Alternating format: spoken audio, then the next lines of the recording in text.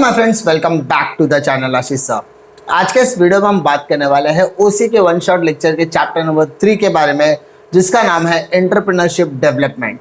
अब ये जो चैप्टर है वो बहुत ही इजी चैप्टर्स में से एक है और इसमें ज़्यादा वेटेज, आपको ज़्यादा पढ़ने की भी ज़रूरत नहीं है। आप इसको अपनी अंडरस्टैंडिंग लेवल से भी सीख सकते हैं, कर सकते हैं। तो आप लोगों से गुजारिश है कि चैप्टर को स्टार्ट से लेके एंड तक जरूर देखें, तो ताकि आपका ये चैप्टर वन शॉट में क्लियर हो जाना चाहिए। दूसरी इंपॉर्टेंट चीज़, आपको टेलीग्राम चैनल ज्वाइन अगर अभी तक आपने नहीं किया है तो प्लीज़ डिस्क्रिप्शन बॉक्स में जाकर टेलीग्राम चैनल को ज्वाइन कर लीजिए, क्योंकि उससे आपको बहुत ज़्यादा बेनिफिट मिलने वाला है। तो हम लोग ज़्यादा टाइम पास नहीं करते, सीधा हम लोग स्टार्ट करते हैं एंटरप्रेन्योरशिप डेवलपमेंट। अब यहाँ पर हमको जो चैप्टर्स की बात कर रहे हैं, ठीक है, यहाँ पर हम लोग जो चीज़ें बातें कर रहे हैं, इसमें हमको क्या चीज़ें देखना। देखो, सबसे पहले एंटरप्रेन्योरशिप का इंट्रोडक्शन देखना है। सबसे पहले हम लोग क्या देखेंगे, एंटरप्रेन्योरशिप का इंट्रोडक्शन देखेंगे। क्या दिया देखो, an entrepreneur is an individual who creates a new business bearing most of the risk and enjoying most of the rewards. He is an agent of a change. Entrepreneurship is the process of discovering with new ways of combining resources. There are two important concepts. एक entrepreneur का concept होता है, एक entrepreneurship का concept होता है। तो entrepreneur वो इंसान होता है जो नया बिजनेस स्टार्ट करता है। अब नए बिजनेस को स्टार्ट करने के लिए उसे कैपिटल की ज़रूरत होती है। वो जितना ज़्यादा कैपिटल लगाएगा, अब उसका बिजनेस सक्सेसफुल भी हो सकता है, फेलियर भी हो सकता है, इसलिए वो सबसे ज़्यादा रिस्क भी लेता है। और ज़्यादा रिस्क लेने की वजह से अगर उसका बिजनेस सक्सेस हो जाता है तो उसको सबसे ज़्यादा रिवॉर्ड भी मिलने वाला है। जिस रिवॉर्ड को हम लोग क्या कहने वाले हैं यहाँ पर, जिस रिवॉर्ड को हम लोग यहाँ पर इंडिकेट करते हैं प्रॉफिट से, ठीक है। तो यहाँ पर एंटरप्रेन्योरशिप का जब हम लोग बात करते हैं, जब एंटरप्रेन्योर की बात होगी तो वो एक पर्सन होता है जो बिजनेस का ओनर माना जा सकता है, जो अपने कंधे पर बिजनेस को स्टार्ट करता है, बिजनेस को चलाता है, बिजनेस के सारे रिस्क वो लेने की कोशिश करता है और बदले में उसको अच्छा खासा रिवॉर्ड मिलता है। लेकिन जब हम एंटरप्रेन्योरशिप की बात करते हैं तो एंटरप्रेन्योरशिप एक प्रोसेस हो जाता है जहाँ पर हमारे पास जो रिसोर्सेज अवेलेबल है ना, उसका प्रॉपर तरीके से इस्तेमाल किया जाए ताकि उससे हमको प्रॉफिट मिले, उसका यूटिलाइजेशन प्रॉपर होना चाहिए, ठीक है। Now come to the definition वाला part. What is definition? Definition में क्या दिया देखो, entrepreneurship is the pursuit of the opportunity beyond resources control. हमारे पास जो रिसोर्सेज अवेलेबल है उसको हम किस तरीके से कंट्रोल में रखते हैं, ये हमारे लिए तो इंपॉर्टेंट है। साथ ही साथ इन रिसोर्सेज के वो यूज करते हुए मार्केट में जो अपॉर्चुनिटी क्रिएट की गई है या जो मार्केट में अपॉर्चुनिटी मिल रही है उसको किस तरीके से ग्रैब करना है, वो एक इंपॉर्टेंट एस्पेक्ट माना जाता है एंटरप्रेन्योरशिप का। अंडरस्टूड? ये डेफिनेशन किसका है? हॉवर्ड स्टर्जन का है। अब वेबस्टर डिक्शनरी क्या कहता है? Entrepreneur is a person who start a business and willing to take a risk loss in order to make money.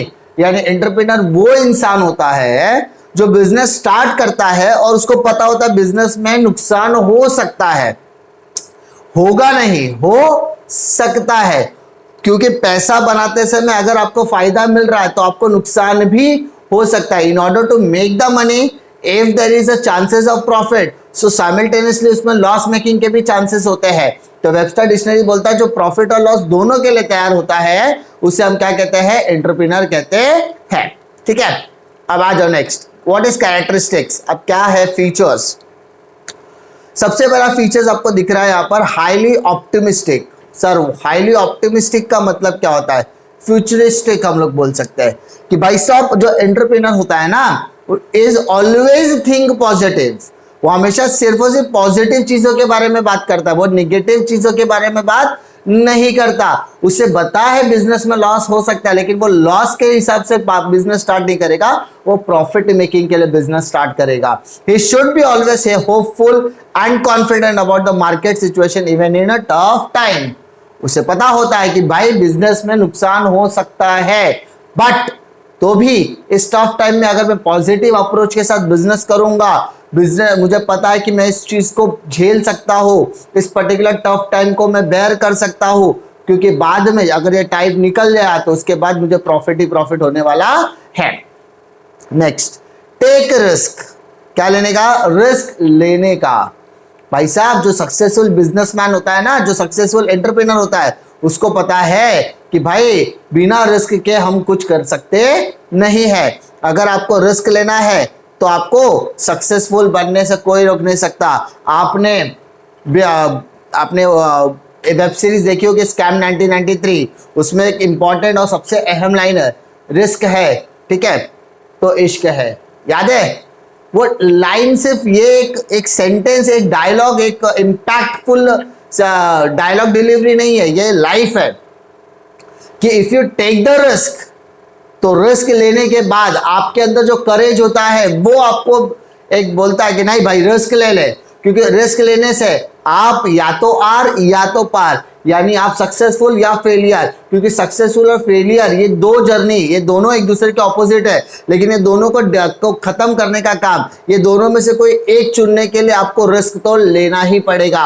अगर आप सक्सेस के पायदान पे जा रहे हो तो भी रिस्क आपके लिए इंपॉर्टेंट है, और अगर आपका रिस्क फैक्टर आपके साथ बैठ गया तो आपको सक्सेसफुल बनाएगा, अदरवाइज आपको फेलियर के पर गिरा भी सकता है। तो रिस्क है तो इश्क है, ये बहुत ज्यादा इंपॉर्टेंट है। इसलिए कहते हैं कि हर एंटरप्रेन्योर क्या लेता है? एक रिस्क तो लेता है, but important, what is important, the risk should be calculated risk. मैं आगे आने वाले 1 साल तक रेंट बेयर कर सकता हूं अगर मेरा बिजनेस बंद भी रहेगा। ड्यू टू लॉकडाउन मेरा बिजनेस बंद रहेगा तो मैं 1 साल तक लॉस बेयर कर सकता हूं।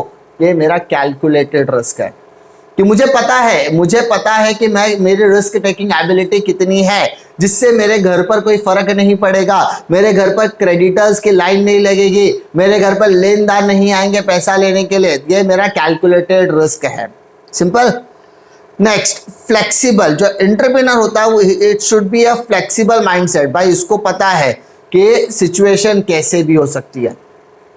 अब ये सिचुएशन देखने का, सामने वाले को समझने का, परखने का, सिचुएशन को जानबूझ के एनालाइज करने के बाद ये आप उसको क्या निकालोगे? सॉल्यूशन निकालने की कोशिश करते हो। इसीलिए अगर वो कैलकुलेटर रिस्क ले रहा है तो उसको पता है कि मुझे सिचुएशन के हिसाब से अपने आप को फ्लेक्सिबल भी करना होगा, क्योंकि बिजनेस में आपको कैलकुलेटेड रिस्क के साथ फ्लेक्सिबल माइंडसेट रखना भी जरूरी है, क्योंकि हर इंसान की सिचुएशन अलग हो सकती है, हर सिचुएशन का सोल्यूशन डिफरेंट हो सकता है। इसलिए एंटरप्रेन्योर का जो माइंडसेट है वो भी फ्लेक्सिबल होना चाहिए। क्रिएटिव। मेरा बिजनेस बाजू वाले के बिजनेस से ज्यादा अच्छा कैसे है? मेरा बिजनेस किसी और के बिजनेस से इंपैक्टफुल कैसे है? मैं अपने बिजनेस को बाकी के बिजनेस से नया कैसे दिखा सकता हूं? ये जो थिंकिंग है इसी को हम क्रिएटिवनेस बोलते हैं। तो एंटरप्रेन्योरशिप कहता है कि भाई मैं बिजनेस स्टार्ट करूंगा तो एक आइडिया के साथ स्टार्ट होऊंगा।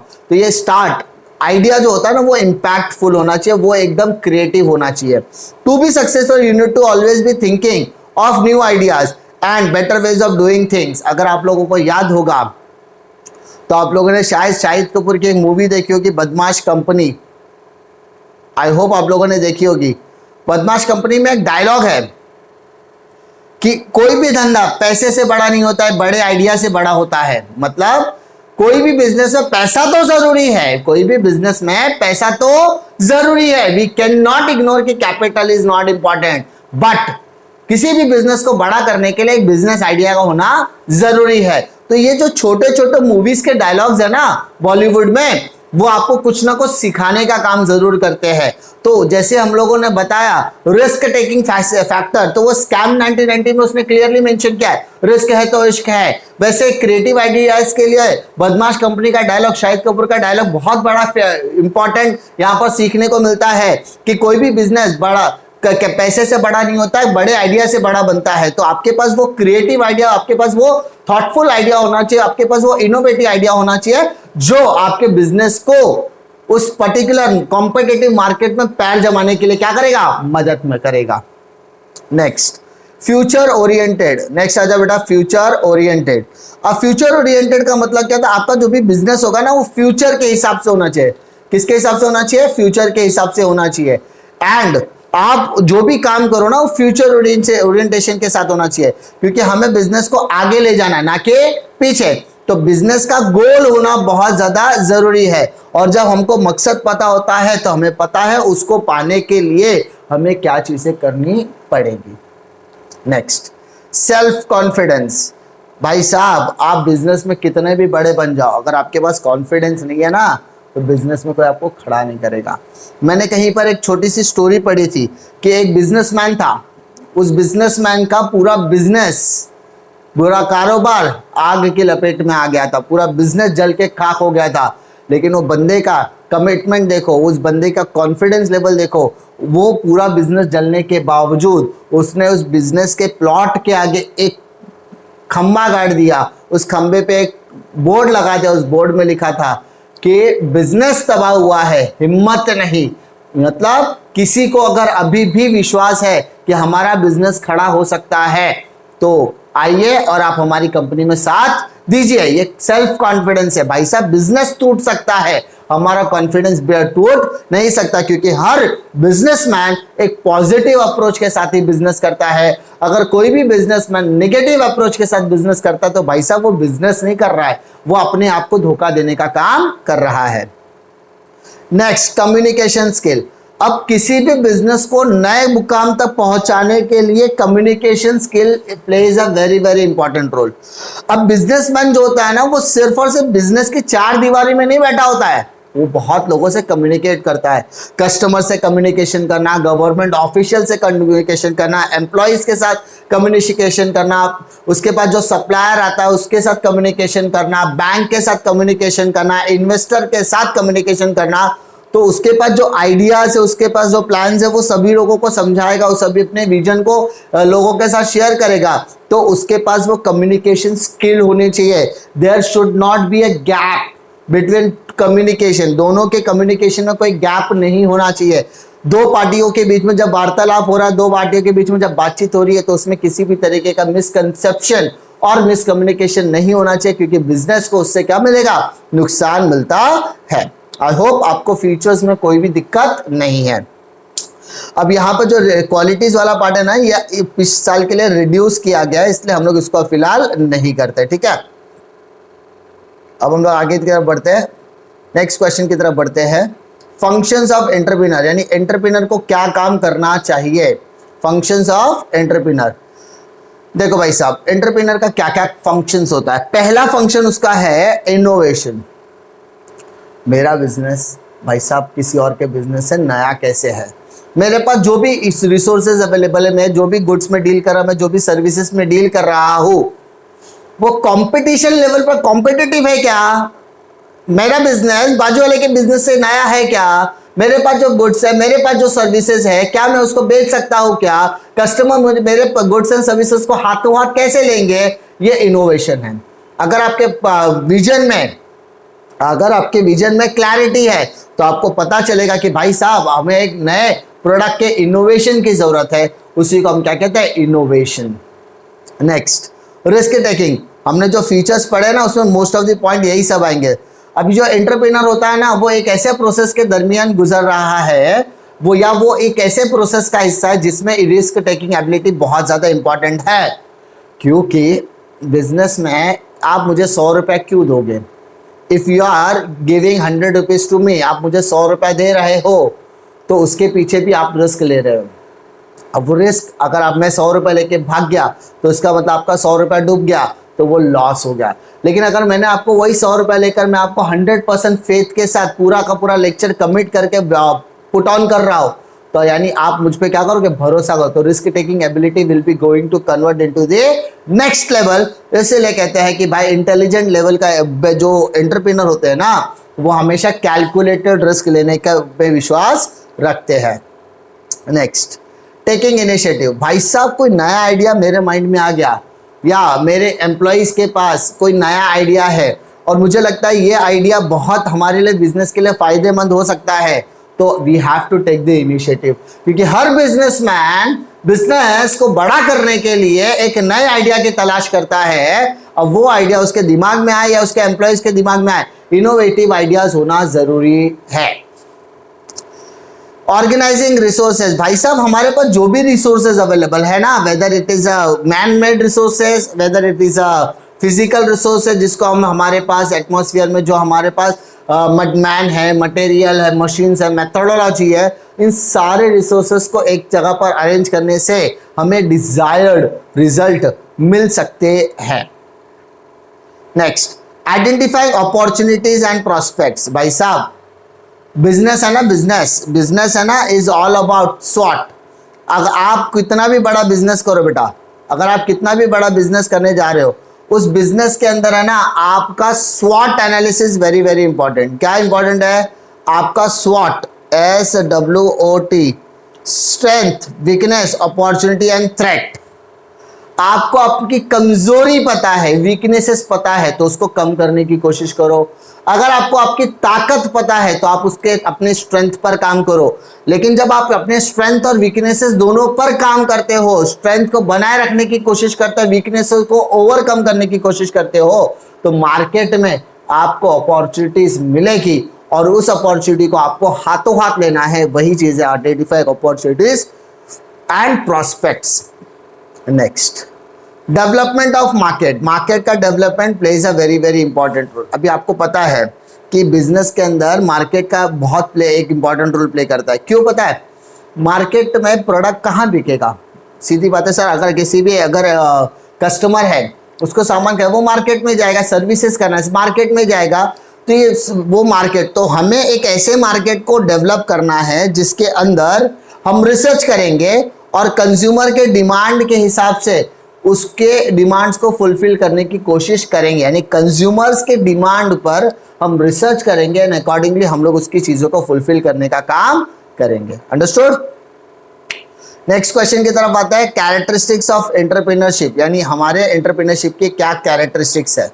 सबसे पहला मैंने आपको बताया कि एंटरप्रेन्योरशिप क्या होता है। एंटरप्रेन्योरशिप एक ऐसा प्रोसेस होता है जिसके अंदर हम लोग अपने रिसोर्सेस को कंबाइन करने की कोशिश करते हैं। ठीक है, व्हाट आर द कैरेक्टर? पहला है क्रिएटिव एक्टिविटी। मैंने आपको बताया एंटरप्रेन्योरशिप इनोवेटिव आइडियाज के साथ होता है। तो एंटरप्रेन्योरशिप का काम क्या होता है कि भाई साहब आप नई चीजों को देखो, आप जो चैलेंजिंग पार्ट है ना आपका, जो आपके बिजनेस में जो चैलेंजिंग पार्ट है उसको एक चैलेंज के हिसाब लो और आप उसको निकलने की कोशिश करो। लेकिन वो जो रास्ता निकालोगे ना, it should be a creative. वो क्या कैसा होना चाहिए? क्रिएटिव आइडियाज होना चाहिए। Next, risk bearing. आपका जो बिजनेस है वो रिस्क बेयरिंग कैपेसिटी वाला होता है, क्योंकि भाई बहुत ज्यादा रिस्क इन्वॉल्व है। बिजनेस खड़ा करना भी एक रिस्क है, बिजनेस चलाना भी रिस्क है। लेकिन जो रिस्क लेकर बिजनेस चलाता है, अच्छी तरीके से चलाता है, वो आज नहीं तो कल प्रॉफिट कमे बिजनेस कमाने वाला है या बिजनेस में प्रॉफिट कमाने वाला है। Next, visionary. हर एंटरप्रेन्योर जो है ना विजनरी होता है। भाई साहब उसको पता होता है कि फ्यूचर मेरा कहाँ है, better whether it is a profit making business और लॉस मेकिंग बिजनेस। लेकिन हर एंटरप्रेन्योर के पास एक प्लान रेडी होता है। लेकिन वो प्लान हमेशा कौन से लेवल पे होना चाहिए? फ्यूचरिस्टिक लेवल पे होना चाहिए। क्योंकि प्लान अगर हम प्रॉपर तरीके से करते हैं, हमारे मकसद को अचीव करने से कोई रोक सकता नहीं है। Next, leadership. एंटरप्रेन्योर जो होता है एक अच्छा लीडर होना चाहिए। क्यों पता है? क्योंकि वो जिस मोटिव के लिए काम कर रहा है ना, उसके लिए लोग भी काम कर रहे हैं। मतलब मैं जिस मोटिव के लिए काम कर रहा हूँ, मेरे एम्प्लॉयज भी उसी मोटिव के लिए काम कर रहे हैं। तो मेरे एम्प्लॉयज को मुझे प्रॉपर डायरेक्शन देना जरूरी है। अगर मैं उनको प्रॉपर डायरेक्शन देता हूँ तो मेरा ऑब्जेक्टिव भी कंप्लीट होगा, ऑर्गेनाइजेशन का ऑब्जेक्टिव भी कंप्लीट होगा, उनके पर्सनल ऑब्जेक्टिव्स भी कंप्लीट होने वाले हैं। Next, flexible. भाई साहब मैंने बताया एंटरप्रेन्योर जो होता है वो फ्लेक्सिबिलिटी होती है, उनका माइंडसेट फ्लेक्सिबल नेचर का होना चाहिए। क्योंकि उनको पता है कि बिजनेस में प्रॉफिट और लॉस ड्यू टू कंपटीशन आते रहने वाले हैं। तो हम अपने प्रोडक्ट, हमारे सर्विसेज को कैसे बेहतर कर सकते हैं कि हमारे पास कस्टमर्स की तादाद बहुत ज़्यादा रहनी चाहिए। Next, open minded. Businessman open minded, उसके पास आइडियाज़ होते हैं। उसके पास अगर कोई आइडिया लेकर आता है तो वो आइडियाज़ को इम्प्लीमेंट करने की थिंकिंग लेवल होनी चाहिए। कोई अगर उसके प्रोडक्ट या उसकी सर्विसेज को लेके कोई सजेशन दे रहा है तो उसको सुनना चाहिए। कोई अगर उसके प्रोडक्ट और उसकी सर्विसेज को क्रिटिसाइज करे तो वो उसे भी सुनना चाहिए। क्योंकि प्रोडक्ट के क्रिटिसिज्म या सर्विसेज की क्रिटिसिज्म से उसको इम्प्रूव करने की ताकत आती है। लेकिन वो कब इंपॉर्टेंट है? जब वो ओपन माइंडेड होगा तब। ठीक है, आई होप अभी तक आपको इसमें कोई दिक्कतें नहीं आएगी। अब हम लोग बात करेंगे रिसेंट इनिशिएटिव की। कि भाई साहब इंडिया के अंदर या वर्ल्ड इकोनॉमी के अंदर एंटरप्रेन्योर्स को लेकर कितना सीरियसनेस है। तो यहाँ पर जब से स्टार्टअप इंडिया आया है, सबसे पहला अगर कोई इनिशिएटिव अगर आपने सुना होगा तो वो होगा स्टार्टअप इंडिया। सर ये स्टार्टअप इंडिया होता क्या है? It is an initiative which is taken by government of India. Government of India ने क्या किया, इसका इनिशिएटिव लिया। सर इसे अनाउंस किसने किया? इसको अनाउंस किया हमारे Indian prime minister mister Narendra Modi ji ने। वो भी कब किया? 15 अगस्त 2015 को किया। कहां पर किया? लाल किले पर। आपको याद होगा इंडिपेंडेंस डे के दिन रेड फोर्ट पर जब तिरंगा लहराया जाता है तो नरेंद्र मोदी जी ने स्टार्टअप इंडिया की मुहिम शुरू की थी, जिसके अंदर उन्होंने कहा था हमें 3 चीजों पर कॉन्सेंट्रेट करना, हमारा एक्शन प्लान क्या होना चाहिए ऑफ द इनिशिएटिव। तो पहला है सिंप्लीफिकेशन एंड हैंड होल्डिंग, दूसरा फाइंडिंग सपोर्ट एंड इंसेंटिव्स, तीसरा इंडस्ट्री एकेडमिया पार्टनरशिप एंड इंक्यूबेशंस। मतलब हमें बिजनेस को सपोर्ट देना है। अब वो सपोर्ट आपका फाइनेंशियली भी हो सकता है, रिसोर्सफुल भी हो सकता है। अगर हम नए बिजनेसमैन को सपोर्ट करते हैं एज अ इनिशिएटिव बेसिस पर स्टार्टअप इंडिया शुरू करते हैं, जो बिजनेस शुरू करने की लालसा रख रहे हैं, इच्छा रख रहे हैं, विलिंगनेस है, जो उनकी डिजायर है, अगर हम उनको प्रॉपर तरीके से सपोर्ट कर रहे हैं तो ये इंडस्ट्री एक नए लेवल पर लेकर जाएगी, जिससे लोगों को एम्प्लॉयमेंट भी मिलने वाला है। Startup India is defined as an entity that headquartered in India, which was opened less than 10 years ago and has an annual turnover less than 100 crores। यानी स्टार्टअप इंडिया के अंदर ऐसा कहा गया कि पिछले 10 सालों में जो बिजनेस स्टार्ट हुए हैं या उनका जिनका टर्नओवर 100 करोड़ या उसके अंदर है, उसको स्टार्टअप इंडिया का टैग लगा दिया गया है। Under this initiative the government has, अभी इस इनिशिएटिव के अंदर गवर्नमेंट ने क्या कहा, already launch the I made programme. I made मतलब इंडिया मेड, जिसके अंदर उन्होंने कहा कि भाई इंडियन एंटरप्रेन्योर्स को हम लोग को डेवलप करने के लिए 10 lakh rupees 10 lakh mobile app startups and Mudra bank scheme to be provided 10 interest loan. मतलब अपने को जो भी, ठीक है, सबसे पहले ध्यान दो मैं क्या बोल रहा हूँ कि स्टार्टअप इंडिया के अंदर बिजनेस करने वाले सभी लोगों को हम मुद्रा लोन की फैसिलिटी प्रोवाइड करेंगे। क्या प्रोवाइड करेंगे? मुद्रा लोन, जिस पर जो रेट ऑफ इंटरेस्ट होगा ना वो बहुत ही कम होगा। इसमें क्या करेंगे, जो बिजनेसमैन है वो हमारे पास आएंगे, बैंक के पास आएंगे, अपने प्रपोजल डालेंगे, अपने आइडिया को प्रपोज करेंगे।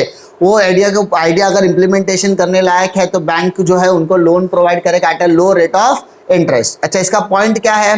पहला पॉइंट है 10,000 करोड़ स्टार्टअप फंडिंग पूल। हम 10,000 करोड़ के स्टार्टअप को फंड कर सकते हैं।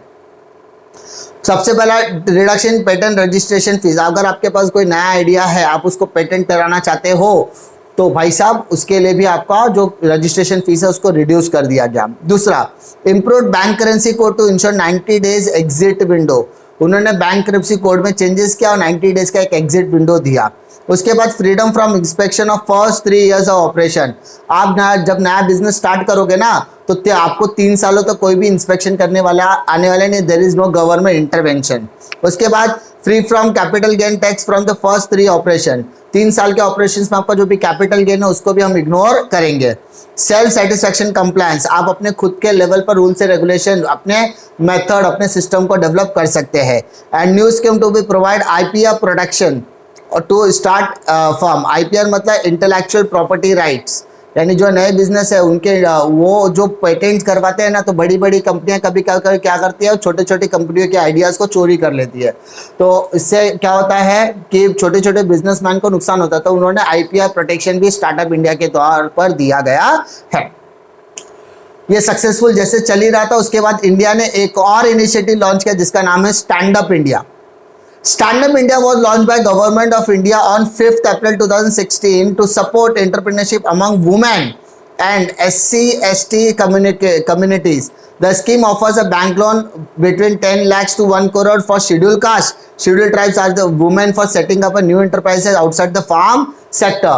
यानी यहाँ पर स्टैंड अप इंडिया की जो मुहिम थी वो औरतों को सपोर्ट कर रही थी। वो शेड्यूल कास्ट, शेड्यूल ट्राइब्स के एंटरप्रेन्योर्स को सपोर्ट कर रही थी, जिन्हें 10 लाख से लेकर 1 करोड़ तक का फंडिंग की रिक्वायरमेंट है। वो अपने बिजनेस को बढ़ाना चाहते हैं, वो नए आइडियाज को प्रमोट करना चाहते हैं। तो ऐसे बिजनेसमैन यानी ऐसे नए आइडियाज, ऐसे नए एंटरप्रेन्योरशिप प्रोसेस को और या ऐसे एंटरप्रेन्योर्स को उन्होंने स्टैंड अप इंडिया की कैटेगरी में लाया।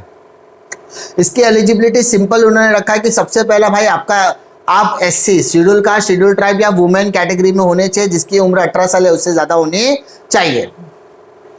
Loan under the scheme is available for only green field project. आपको जो प्रोजेक्ट मिलेगा वो ग्रीन फील्ड होना चाहिए, यानी हरित। In case non individual enterprises 51% of the share holding and controlling stake should be held by women. यानी यहाँ पर जो भी हमारा एंटरप्राइजेस होगा ना उसकी 51% से ज्यादा होल्डिंग और कंट्रोलिंग वुमेन्स के पास होनी चाहिए। नेचर ऑफ लोन, आपको कितना लोन मिलेगा? तो आपको कंपोजिट लोन मिलेगा 10 लाख से लेकर 100 लाख। 100 लाख मतलब 1 करोड़ के आसपास। आपका इंटरेस्ट रेट क्या होगा? तो इंटरेस्ट रेट आपका यहाँ पर नॉर्मली क्या होता है, सबसे लोएस्ट होता है। अभी यहाँ पर सर लोएस्ट मतलब कितना? एटलीस्ट, ठीक है, आपका जो भी नॉर्मली आपका 6 to 7%, 8% के हिसाब से होता है। उसके बाद security, beside primary security the loan में be secured by collateral security और guarantee by graded guarantee fund scheme for the stand up India loan CGFISIC is decided by the banks. मतलब कोलैटरल सिक्योरिटी जो part है वो bank decide करता है कि भाई साहब हमको किस तरीके से बिजनेस को करना है। अब यहाँ पर रिपेमेंट कब होता है? Repayable in 7 years with the maximum moratorium period of 18 months। मतलब यहाँ पे मिनिमम 18 महीना और मैक्सिमम 7 साल तक आपको टाइम पीरियड दिया जाता है आपके पैसे को रिटर्न करने के लिए। नेक्स्ट आ जाओ आपका third project, that is agro tourism. Agro tourism involve agriculture based operation और activity that brings visitor to farm. मतलब जहां पर हम एंटरप्रेन्योर्स को फार्म, खेतों तक लेकर आने का काम कर रहे हैं उसको एग्रो टूरिज्म बोलेंगे। ये ज्यादातर किस पे काम करता है? तो agro tourism is experience the real rural life, taste the local food, get familiar with the various farming tasks. Agriculture is the backbone of the Indian economy. Around 75% of the population directly or indirectly dependent on agriculture. जैसे आपको पता है हमारा देश जो है वो कृषि प्रधान देश है। कृषि प्रधान मतलब यहाँ पर सबसे मेजॉरिटी लेवल पर क्या किया जाता है? कृषि की जाती है, दैट इज एग्रीकल्चर किया जाता है। तो कोई भी एक्टिविटी अगर कृषि से रिलेटेड है, एग्रीकल्चर से रिलेटेड एक्टिविटी में इन्वॉल्वमेंट रखता है, बिजनेस करना चाहता है तो वो कर सकते हैं। अब यहाँ पे शहर से लोग अगर गांव जाकर एग्रो टूरिज्म के मदद से बिजनेस करना चाहते हैं, वो भी खेती से जुड़े हुए कामों का, तो वो कर सकते हैं। The state of Maharashtra is the pioneer मतलब मेन चीज to develop promote agro tourism in the country. Agri tourism development corporation that is ATDC is the organisation responsible promotion of agro tourism in the state. It was incorporated in 2005 में। ATDC ने क्या कहा कि अगर आपको किसी भी तरीके की एग्रीकल्चर से रिलेटेड एक्टिविटीज में डेवलपमेंट करना है तो यस यू कैन डू। उसके लिए जो भी बोलते हैं ना पैसा लगेगा, उसके लिए गवर्नमेंट आपको सपोर्ट करने की कोशिश करती है। The main activity include operation its agro tourism center along with the encouraging more farmers to take up the agro tourism, conducting trainings and research program। यहाँ पे हम अपने एग्रीकल्चर्स को बढ़ावा देने का काम करते हैं। अगर आप फार्मर्स को ट्रेनिंग लेने का काम करो, सीड टेस्टिंग की बात करो या खेती से जुड़ी हुई किसी भी तरीके का आप एक्टिविटी की बात करो, वो सबका सब आपके किसमें आते हैं? एग्रो टूरिज्म के अंदर आते हैं। अब आउटडोर रिक्रिएशन का मतलब होता है fishing, wild life study and tracking, ये भी आपका एग्रो टूरिज्म की एक्टिविटी है।